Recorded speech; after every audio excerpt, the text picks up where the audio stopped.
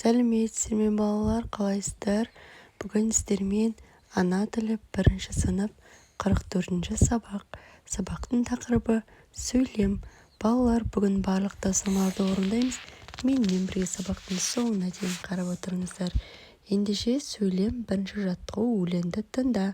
Наубайхана. Наубайхана деген бар. Бұл үй қала шетінде. Күндіз-түні тынбайды. Білесің бе мұндайды? Пісіп ылғи ып-ыстық, тәтті тоқашынан түрлі. Таңертеңнен жөнелер дүкендерге әртүрлі. Зор еңбекпен келетін, таппай тиған бір тыным. Өмірге нәр беретін, қадірле нанды бір ділім. Аян Нысаналин. Келесі тілім. Жұқалап кесілген. Өлең неліктен наубайхана деп аталған? Нан дастарханға қалай келеді? Үлкендерден нанды қалай пісіретінін біліп ал делінген. Бірінші, өйткені өлең наубайхана және нан жайлы.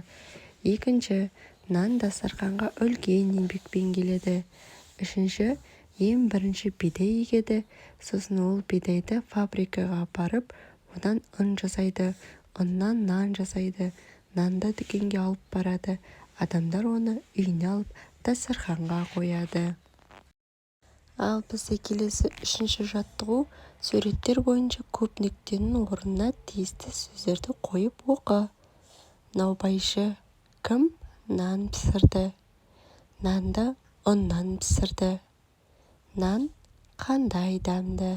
Яғни наубайшы кім? Ұннан неден? Нан не деген сұрақтарға жауап береді екен. Балалар, осымен біздің сабағымыз аяқталды. Келесі сабақта кездескенше сау болыңыздар балалар.